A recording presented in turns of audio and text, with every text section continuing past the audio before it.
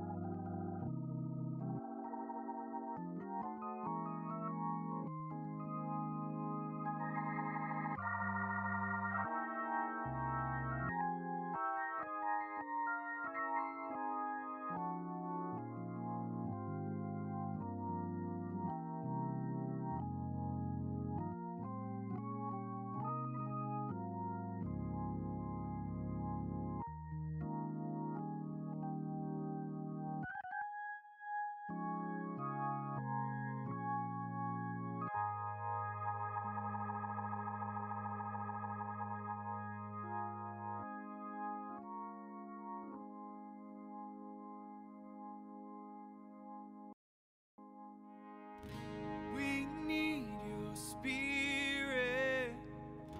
We need your spirit. Would you come? Oh Jesus, you're welcome here. We want your spirit. We want your spirit. Would you come? Oh Jesus, you're welcome here. We're gathered here for you,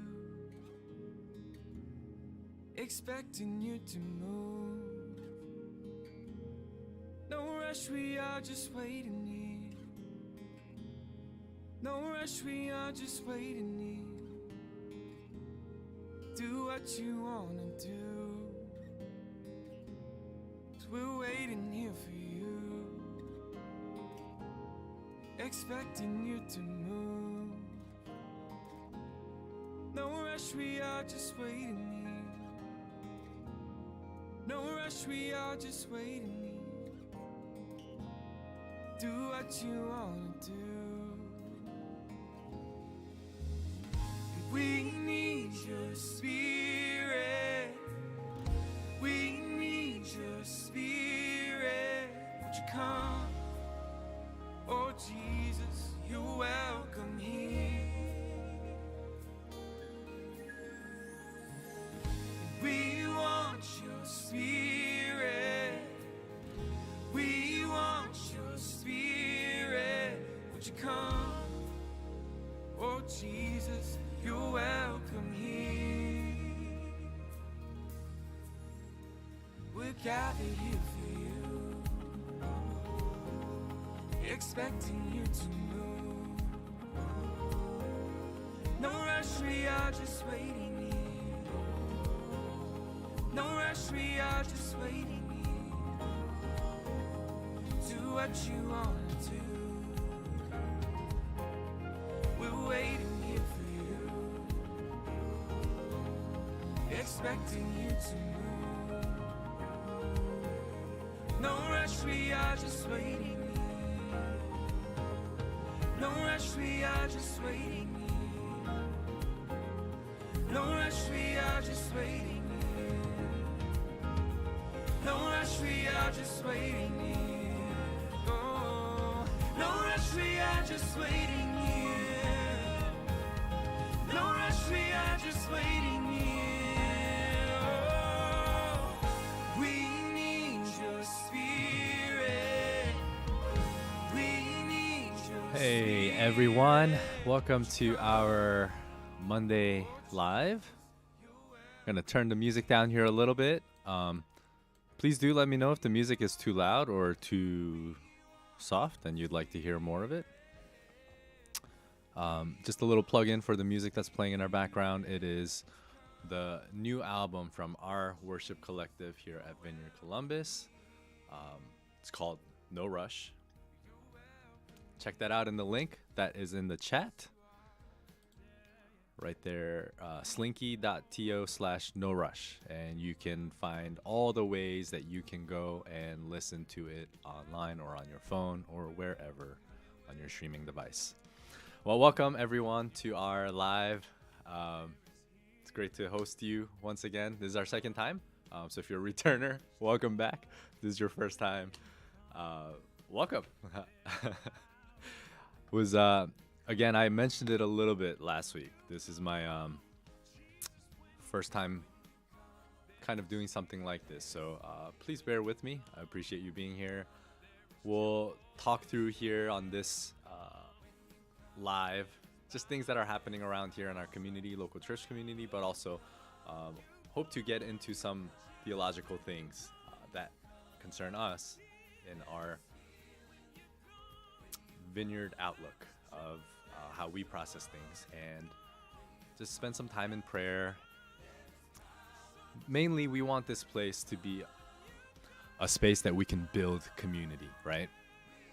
We want this to be a place where you can have a feel for what's happening here in our local church community, but also just what's happening in the Vineyard context here, especially in our context here during Advent. And that is our approach. That's how we will approach it for the next couple weeks.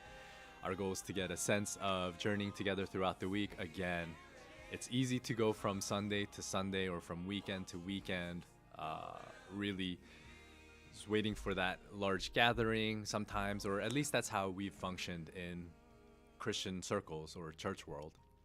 And so what we want to do is break that habit a little bit and use some of these touch points online to build this sense of community and really make a big church feel smaller.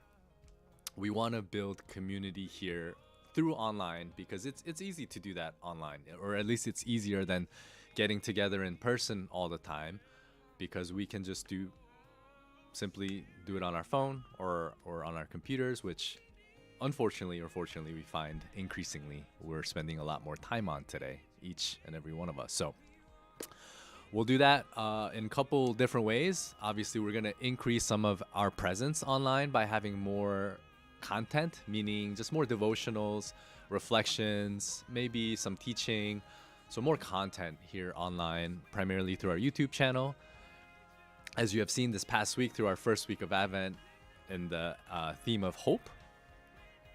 Thank you to those who've watched it, who shared it, who reflected with it, who really engaged with it with your families. If that did help you, I do encourage you to share that with others and subscribe to our channel so you know which videos are coming out next. We're gonna spend a lot of energy here in our context to build some more content here online so that we could move toward increasing our presence online. But really, in the next couple months, we are going to be spending quite a lot of energy to having a space or a platform here online where we can dialogue with each other. So it's not just one-way communication like I am today or when we release videos, but there's a sense of community that we could really converse with each other, stay in touch with each other, and pray for one another, journey with each other throughout the week. That is our conviction, our goal for our online ministry here, online campus, whatever we want to call it. We just want to create spaces of communal connection and growth online. So welcome. Thank you for joining in. There's a lot happening throughout this month. So I do want to take some of this time to utilize these opportunities to connect with you. So here we are. Well, today we're going to talk about the continual journey that we're on our second week of Advent that started yesterday. Yesterday evening, Pastor Julia kicked us off on our second week in our theme of joy. So we'll talk about that briefly. Yeah. So we'll do that, and I'll explain a little bit more about the theme that we're entering into and a little bit more background. But a few things first. Now, first of all, if you could tell I'm having a little bit of trouble letting things flow out of, my words, it's because I'm trying to watch my ums. My ums I use that a lot in my fillers. So that was pointed out as I just did it right there. So if you want to count it and do a counter, you can do that on the chat. Feel free.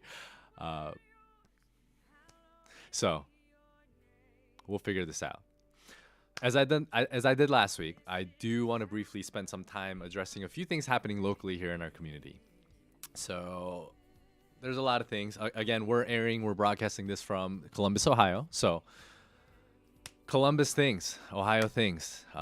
Briefly, I know everyone knows it by now. Every college football fan knows it by now. Ohio State football, we got into the playoffs that are coming in a couple weeks, December 31st to be exact. I have my own thoughts on it, but I will probably save that for at least another week. I need to check in with my my college football or football counselor in general, Pastor TJ from Sawmill, before I can share anything publicly. So, anyways, the main thing that I want to touch on today. Yesterday, I gave a shout out during our Sunday service, during our Sunday big service in the morning, to our brothers and sisters from Ghana here at Vineyard Columbus. And we have a big Ghanaian community, and I gave a shout out. And really, the shout out was to thank all of you Ghanaian brothers and sisters for letting South Korea, as you can see the jersey right here, Korea versus Brazil is going to happen here in just a couple hours, for letting us through to the round of 16, the next stage. Now, I didn't mean it to slight you guys at all, because you guys lost and you guys were knocked out. However, I just did it to genuinely thank you, and our whole nation thanks you. Because of your effort to keep Uruguay out, we were able to get in. However, you should feel good in knowing that one-on-one or head-to-head matchup, you guys beat us. So thank you. There's should be nothing, no animosity there. It's just a real reflection of gratitude. So, but as I mentioned, I'm just trying to get into the spirit of the World Cup right here behind me. Korea and Brazil kicking off. We have a big task before us. The Koreans do. Brazil is the betting favorite. They're stacked, but I have faith. So we'll see.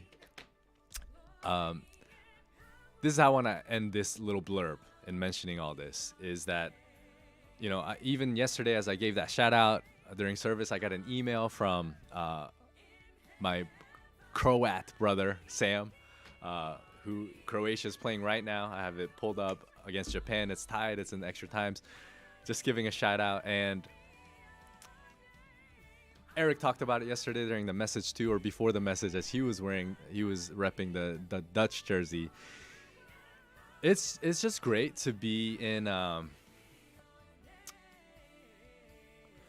place, in a local church, or just in any context, that there's so much diversity, that we can actually celebrate all these nations. In fact, once I got that email from Sam, who's Croatian in his background, I was like excited. And so I looked up in the knockout round of the final 16.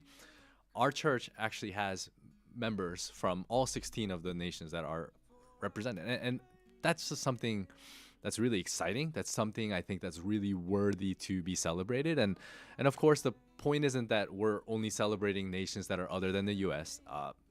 The point is that we're celebrating that diversity that is among us, and that in that diversity that we move toward unity through our faith in Jesus Christ. And that's really cool.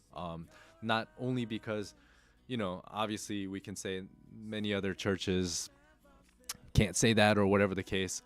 Maybe they can. That's not the point, because we certainly don't have it perfectly. We probably don't all get along well with all the same common, I don't know, in perfect sync.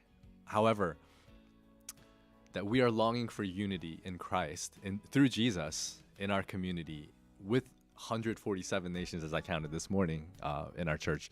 That's something exciting. So I just wanted to recognize that and give that a shout out. And having said all that, it might make cheering for a winner very difficult, because we have people who are passionate about their home countries all over our community, but it certainly makes celebrating our context and our community that much easier. So thank you for letting me hit that, mention that. But let's move on. Let's move on to the topic that's at hand, which is Advent week number 2. So again, if you have any feedback or if you have any comments, please leave that in the chat. I will try to respond to it a little bit better than I did last week. I recognize last week there were people engaging in the chat and I completely just looked over it.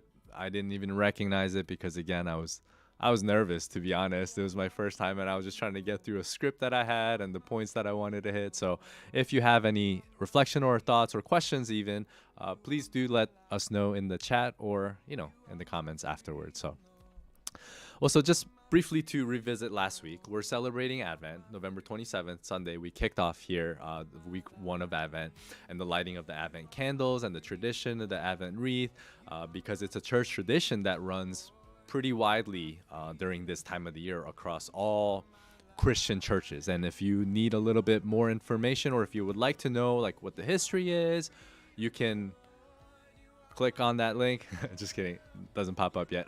You can look at our first the live that I did last week, and I go through and explaining the history and the things that are a little bit more contextually there. Wanted to lean a little bit more into that and just talk about the second candle that we lit this week, which is that pink candle, joy. And I will address maybe the anomaly of that, the tradition of that. So let me press into that a little bit more and give a little bit more of a background on this whole Advent candle, Advent wreath, celebration, lighting of the candle, calendar. Like what is all this? Where does that fit into who we are as a local church? Where does that fit into us theologically and how we think? And is this good, bad, all of that stuff? So basically a brief context of this is, as you would imagine, this tradition really came out of the Roman Catholic Church, the Catholic Church that we know of today. And they have a liturgy and order that keeps a certain way of celebrating the season of Advent, but also the Advent wreath and so many other things. And as we know, before the Reformation and the split of the Protestant church out of the Catholic Church, we all shared as Christians these few ways of doing things. But today, it really depends on each denomination. It really depends on denomination to denomination or from tradition to tradition. But widely speaking, we in the Protestant tradition really have no certain one specific way or pattern to light a candle or to observe a certain theme. And that is true. That shouldn't be news to us for those of us who are Protestant Christians or not Roman Catholics or Orthodox Christians, really, with one single way to do things, because we as Protestant Christians, meaning we're reformers, we reformed how we think of church and how we practice church and what that means. We kind of go against this whole uniformity, right? We don't do things all in the same way, in one way, and in a certain tradition. So it really depends on the tradition that came out of it. It really depends on where we landed. And even if you were to ask if there's a particular order in terms of lighting candles on an Advent wreath in the Catholic Church, the answer would be no. There's not a standard prescribed order, even from the church, the Catholic Church, either officially or traditionally, except that usually the rose-colored candle, or the pink candle that I like to call it, is lit on the third Sunday because it's considered a rejoicing Sunday. So we get closer to Christmas. So on the third Sunday, they usually light the pink candle. The other candles, 3 candles here representing the 4 weeks leading up to Christmas, is usually purple in color, or at least that's how it's described in their Book of Blessings in the Catholic Church, at least. So, but for for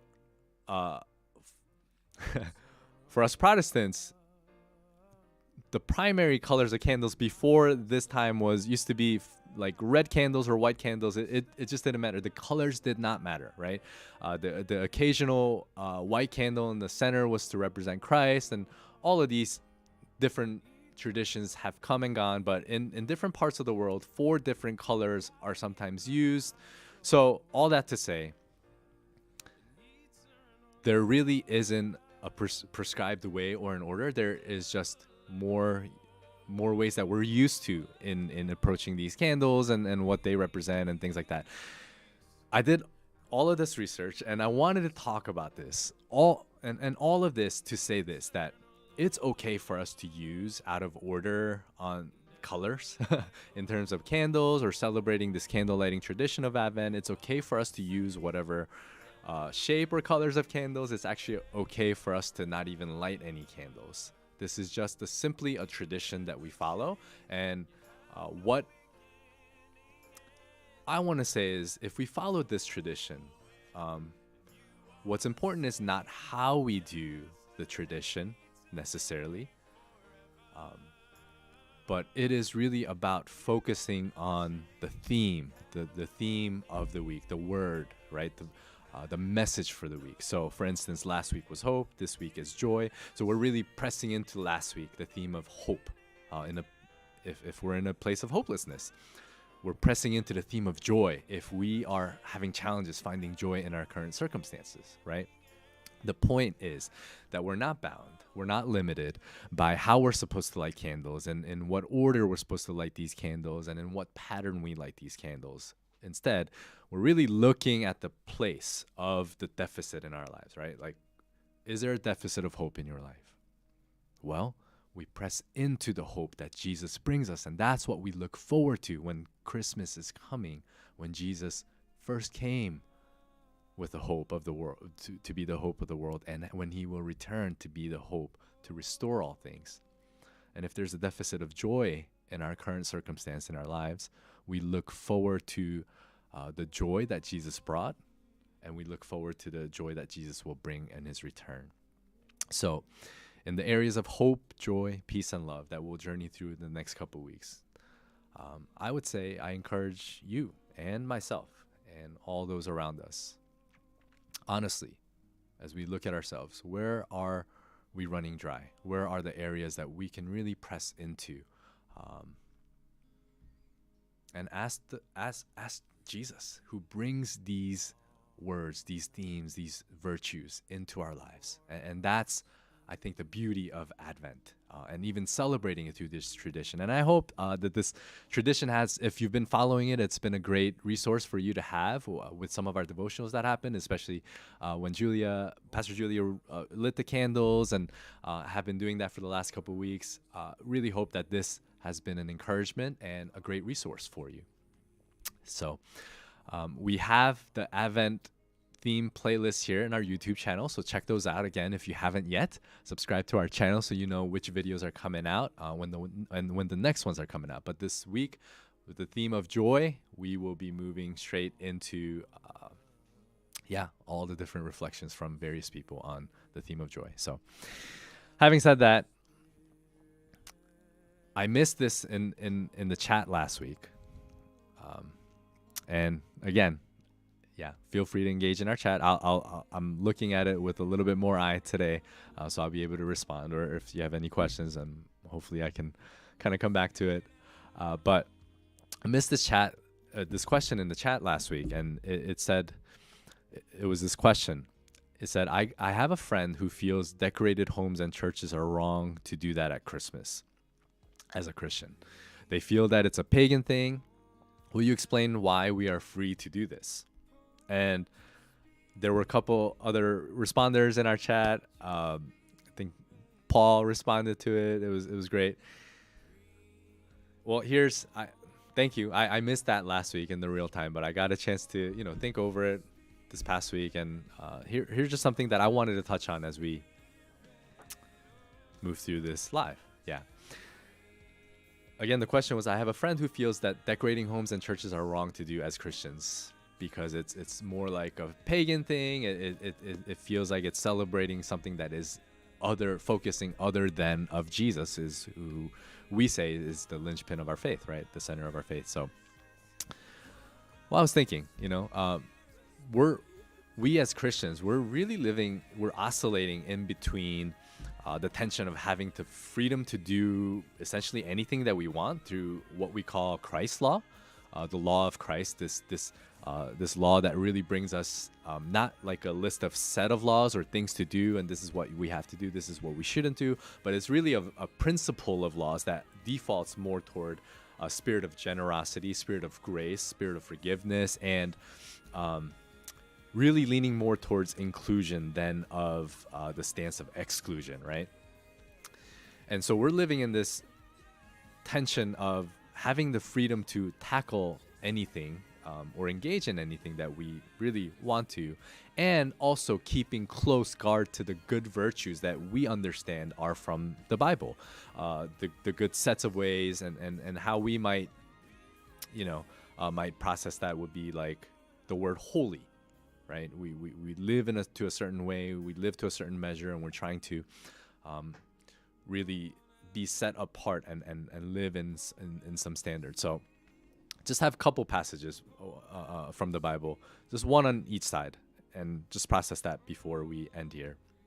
The first is from 1 Corinthians 9, and it really talks about Paul when he's writing to the Corinthians about the use of his freedom and how he exercises his freedom, and how he's trying to really capture what that freedom looks like to the Corinthian church, and how they ought to follow his example. So I'll read from chapter 9, verse 19 through 23. Paul says, "Though I am free and belong to no one, I have made myself a slave to everyone, to win as many as possible. To the Jews I became like a Jew, to win the Jews. To those under the law I became like the one under the law, though I myself am not under the law, so as to win those who are under the law. To those not having the law I became like the one that is not having the law, though I am free from God's law, but I am under Christ's law, so as to win those not having the law." Verse 22, "To the weak I became weak, to win the weak.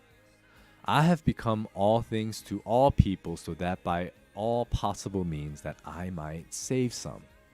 I do all this for the sake of the gospel, that I may share in its blessings."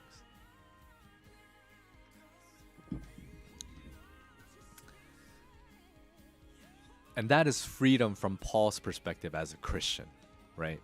That is essentially anything that he does, it's permissible for him. There's no law that prohibits him from engaging in a certain action, because he has freedom under Christ's law. Because what trumps everything for him, what is at the top, is that he would win some toward Christ. He would bring the message and the gospel of grace of Jesus Christ to be packaged in a way that it wins other people toward this attractive, gracious message and person of Jesus. So as long as for Paul, it's under that umbrella, that any other physical action or manifestations of what he does is permissible. It's free for him to act on, right? And he talks about this in chapter 8 when he has an example specifically about eating foods sacrificed to idols, and how there's many people that are like, oh, I don't know if you should be doing that, because there's the set of laws, 600 something laws that the Old Testament had that says you shouldn't do things like that. And Paul's like, no, we can do this, because he says, we are no worse if we do not eat, or no better if we do. So essentially he's saying that in doing whatever action that he does, even eating food sacrificed to idols, that he is free to do so, that there isn't anything that hinders him from partaking in this sort of cultural norm or the worldly way of engaging something, right? Because for Paul, the caution wasn't so much to what doing that action makes us, or what doing something changes us toward, but really it was a reflection of where our hearts are, right? It's not so much against what doing something like did to us internally, but more so how it would impact others, and how if it would especially confuse others who just didn't have that context of what Paul was doing, and if that would hinder them from seeing or hearing the gospel or the goodness of Jesus, then he would not do it. So that was really his take, right? There wasn't essentially anything that he was hindered away from doing, that he would engage in whatever that he would, whatever the norms were of that culture, because he is free from basically any law. And he referred to that as Christ's law. Now, there's a downside to this approach, obviously, right? Just like with any verse, this can be abused to make anything that we want to do permissible. Like, we can do anything that, the culture deems normal, or whatever the case, and say, hey, Paul says we don't have any regulations. We have freedom to do whatever we want, right? And so, and we've seen that probably. You may have seen that around you, or in Christian context, or whatever the case, or in church settings. And that's the downside. So we live in that tension, right? That there's this freedom available to us, that we're not really bound by a certain set of laws that tells us not to not do certain things. And I would even include, decorating our homes during Christmas, during Advent season, with Christmas trees and lights and all those things. Like, I think that all happens because that is largely cultural here in the West. And honestly, I've been to different parts of the world around the season where there's decorations that in countries that don't even celebrate birth of Jesus or Christmas or the return of Jesus, that have these like evergreen trees and lights hanging, because it's just become such a culturally dominated thing to do during Christmas season, right? It's become a world recognized holiday, or the holiday season. But we live in this tension where we are not hindered from doing something like that, or partaking in something like that, and not doing what everyone else is doing. But there's this standard of, and again, you might have often heard it or thought of it or processed it in your life as something of the word holiness, right? Or being holy, or being set apart. And that's a posture that us as Christians, that we are encouraged to lean into as well. So just one last passage is from 1 John chapter 2, verse 15 through 17. And this really, it's self-explanatory. It says, Apostle John says, "Do not love the world or anything in the world. If anyone loves the world, love for the Father is not in them. For everything in the world, the lust of the flesh, the lust of the eyes, and the pride of life, etc., does not come from the Father, but from the world. The world and its desires pass away, but whoever does the will of God lives forever," right? And so there's this other standard, right? We're oscillating in between. There's freedom to do whatever we desire to do in the culture or in the world, and then there's this standard of don't be in love with the world and do what everyone else is doing, because we're living in between this tension of walking this down the line, right? Down the center of holding that tension of not being legalistic, at the same time not making that our norm of, or normal way of life. So all that to say, to that question that was asked last week, what gives a freedom for us to decorate and just partake in anything that is cultural? I think the freedom that comes from the law of Christ, as Paul puts it, right?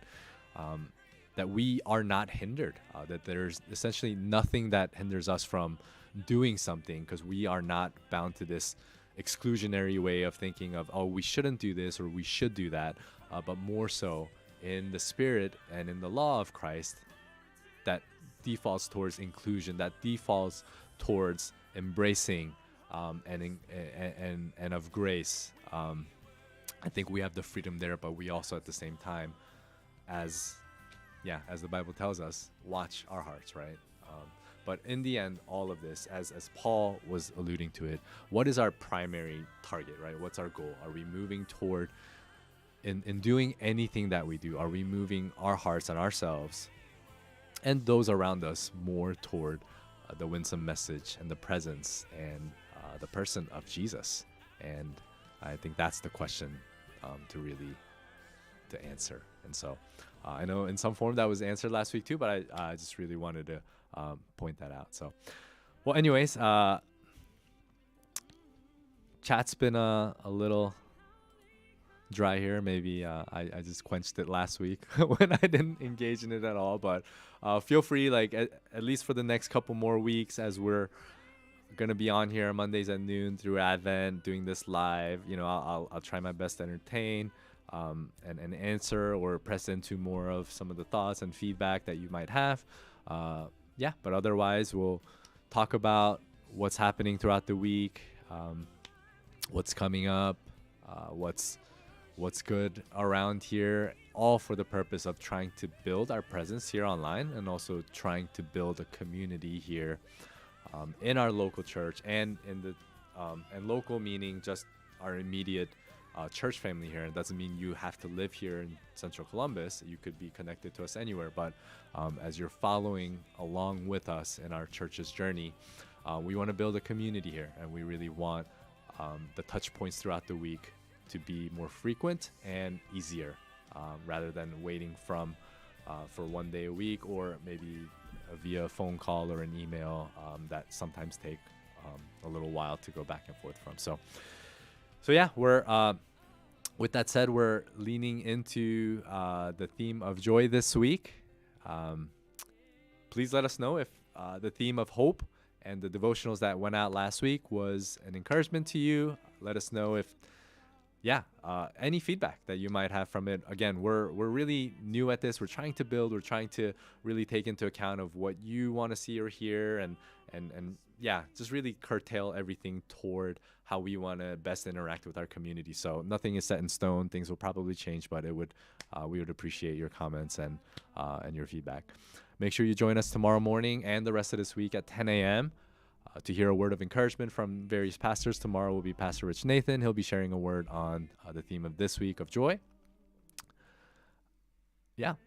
And don't forget to, subscribe to us and share if it has been helpful for you. So I think that's it. Yeah. Well, let me just end this time with a prayer. I'm going to read the prayer of blessing for Advent that I read last week again. I just think this is a wonderful prayer. Was written by one of our pastors on staff here, and Andy Saperstein. I'm praying this with his permission, but I'll end that with that blessing of Advent for us today. But just one last note. The Stewart family, you guys are all in Cleveland right now. We are praying for you.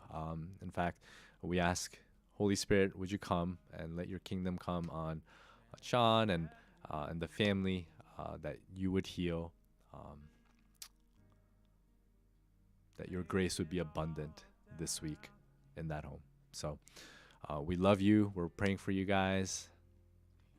And the rest of us here, as we close, let me pray this prayer of blessing, and we will go from there. I bless you as you enter this season of Advent. As you walk through this in-between time, may you savor Jesus' first coming and look for his return. May God fill you with his spirit and all wisdom, and may he surround you and your family with his peace and his love. May his light illumine you in all things. May Christ's joy be yours. May his love overflow through you and to everyone you meet this week. And may quiet and stillness and his abiding presence accompany you in all things. In the name of the Father, and the Son, and the Holy Spirit. Amen. Well, thank you for tuning in. Again, thanks for the grace. We're we're gonna try a few things here. So, but it's been great to be with you this afternoon. Remember to come back to us tomorrow at 10 or anytime in between. All right, bless you.